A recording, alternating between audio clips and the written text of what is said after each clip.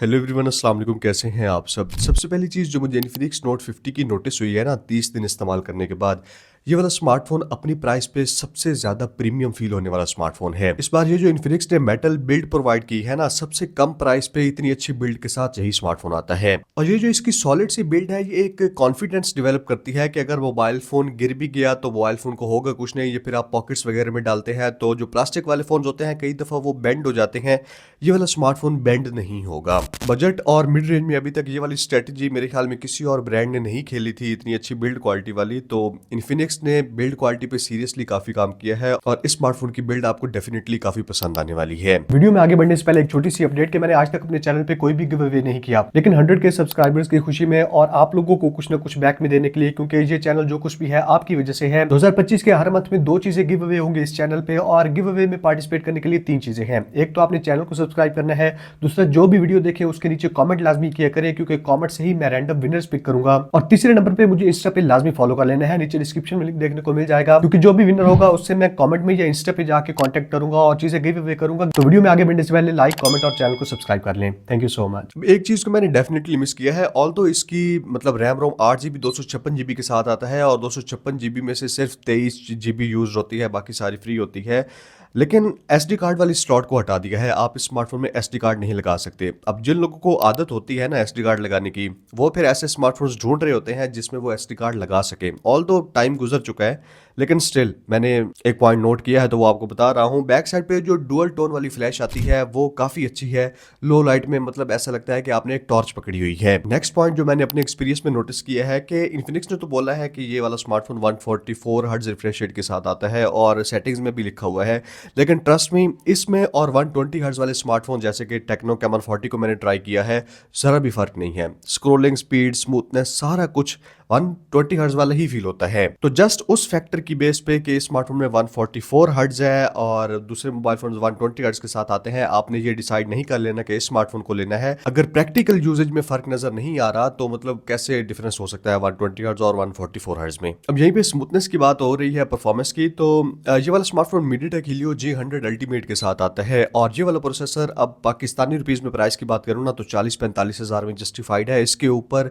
Justify नहीं करता। MediaTek Dimensity 6300 इस तरह का कुछ भी प्रोसेसर दिया जा सकता था, लेकिन 60,000-65,000 में अभी भी इन्फिनिक्स टेक्नो वही प्रोसेसर दे रहे हैं, बाकी ब्रांड्स भी यही दे रहे हैं, सिर्फ इनसे शिकायत नहीं है। और इस प्रोसेसर की सबसे बड़ी पता है खामी क्या है कि ऐप ओपनिंग क्लोजिंग एनिमेशंस ही नहीं मिलती। 60-65 हज़ार का फ़ोन है मिड रेंज का और यहाँ पे आप ऐप ओपनिंग क्लोजिंग एनिमेशंस ही नहीं दे रहे, जिसकी वजह से सारा एक्सपीरियंस काफ़ी चीप सा फील होता है। ऐप्स एब्रप्टली ओपन होती हैं, क्लोज हो जाती हैं। हालांकि जितना कि ये प्यारा स्मार्टफोन है ना, इसका UI जितना इन्फिनिक्स ने इंप्रूव कर दिया है XOS 15, उसके ऊपर भी बात करता हूँ। ऐप ओपनिंग क्लोजिंग एनिमेशंस का होना इस स्मार्टफोन में मस्त था। और उसके अलावा क्योंकि आजकल गर्मियाँ हैं, 40-42 डिग्री सेंटीग्रेड टेम्परेचर होता है, ये वाला स्मार्टफोन अगर आप बाहर आउटडोर में कैमरा मुसलसल यूज करते हैं या फिर गेमिंग करते हैं तो ठीक ठाक हीट होता है। और जो बाकी स्मार्टफोन्स आते हैं MediaTek Helio G100 के साथ, उनसे ये वाला स्मार्टफोन ज़्यादा गर्म और हॉट फील होता है। उसकी वजह है इसका यही मेटल का फ्रेम जो कि जल्दी हीट हो जाता है। प्लास्टिक के ज़रा मतलब आहिस्ता से होते हैं, लेकिन स्टिल इतना ज़्यादा हीट नहीं होता कि बहुत ज़्यादा अनकंफर्टेबल हो जाए। और ये चीज़ ज़रूर है कि जब हीट होता है तो ब्राइटनेस ड्रॉप कर देता है।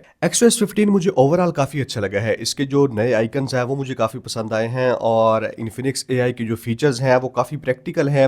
स्केच भी आप बना सकते हैं, उसके अलावा नोट समरी वगैरह, रिकॉर्डिंग समरी जो होती है, कॉल असिस्टेंट है। सबसे ज़्यादा तो आपको पता है यूजफुल यही सर्कल टू सर्च है। अगर आप नीचे होम बटन पे प्रेस करके रखेंगे तो कोई चीज़ स्क्रीन पे हो उसको सर्च कर सकते हैं। AI कटआउट वाला फीचर मुझे काफ़ी अच्छा लगा है इस स्मार्टफोन में। ओवरऑल जो लुक है ना, जो नया कंट्रोल सेंटर आता है आईफोन के जैसा, ऑब्वियसली वहाँ से ही कॉपी किया है।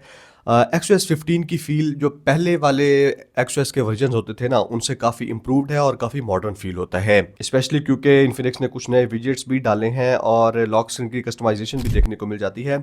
XOS 15 से मैं ओवरऑल काफ़ी हद तक सेटिस्फाइड हूँ और ब्लोटवेयर भी बहुत कम देखने को मिलता है। बहुत थोड़ी सी अननेसेसरी एप्लीकेशन है, उनको आप इंस्टॉल कर सकते हैं जैसे ही फ़ोन बॉक्स से निकालें।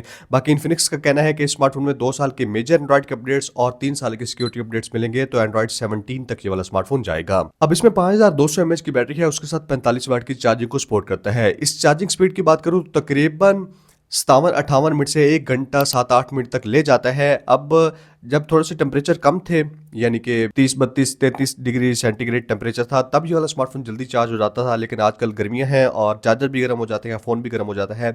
इसी वाले इन्वायरमेंट में अभी भी जल्दी चार्ज होगा, लेकिन नॉर्मल कंडीशंस की बात करूँ तो आप ये मान के चलें कि 1 घंटा 5-10 मिनट ये वाला स्मार्टफोन फुल चार्ज होने के लिए ले लेता है। बैटरी स्मार्टफोन की अच्छी है, नो डाउट बैटरी काफ़ी अच्छी निकालता है, क्योंकि काफ़ी पावर एफिशिएंट प्रोसेसर है। इतना ज़्यादा पावरफुल ही नहीं है, तो पावर कहाँ से कंज्यूम होगी।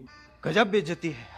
6 से 7 घंटे का स्क्रीन ऑन टाइम इस स्मार्टफोन से आप डेफिनेटली एक्सपेक्ट कर सकते हैं। बाकी ऑलवेज ऑन डिस्प्ले दिया गया है, लेकिन वही 10 सेकंड वाला है, परमानेंट वाला नहीं है। ऊपर की साइड पे IR ब्लास्टर प्रोवाइड किया गया है, जिससे आप रिमोट की डिवाइसेस को कंट्रोल कर सकते हैं, और सेकेंडरी नॉइज कैंसिलेशन माइक की भी है, जिसकी वजह से जब आप कॉल्स वगैरह करते हैं ना, तो काफ़ी अच्छी नॉइज कैंसिलेशन देखने को मिल जाती है, आपकी आवाज़ अगले बंदे तक क्लियर जाती है।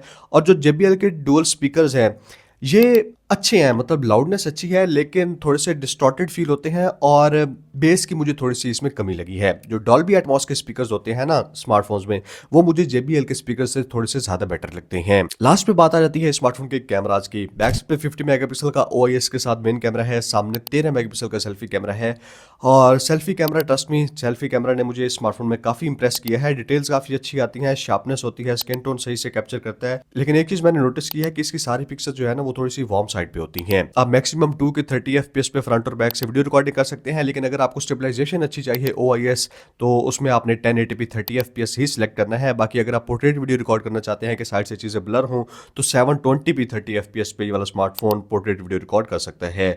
1x और 2x का ऑप्शन है। 2x पे भी नो डाउट अच्छे फोटोज ले लेता है और पोर्ट्रेट भी ले लेता है। AIGC पोर्ट्रेट का फीचर भी प्रोवाइड किया गया है, अगर आप AI अवतार जनरेट करवाना चाहें, और सुपर मैक्रो मोड भी इस स्मार्टफोन में देखने को मिल जाता है। अब ओवरऑल बात करूँ ना इस स्मार्टफोन के बारे में, मेरा क्या ख्याल है, क्योंकि 60-62 हज़ार इस वक्त इस स्मार्टफोन की प्राइस है मार्केट में डिस्काउंट के साथ, 8GB 256GB वाला। और अभी 1-2 महीने तक आपको साथ में जो पावर बैंक आता है 5000 mAh का, वो भी फ्री में देखने को मिलेगा। उसके बाद वो वाली चीज हटा देते होते हैं। मुझे ये वाला स्मार्टफोन इतना ज्यादा इस प्राइस पे जस्टिफाइड नहीं लगा, क्योंकि इससे 5000 रुपए अगर आप कम देंगे ना, तो टेक्नो कैमन 40 मिल जाता है, यहाँ पे है मेरे पास। इसका भी 30 दिन का रिव्यू आने वाला है।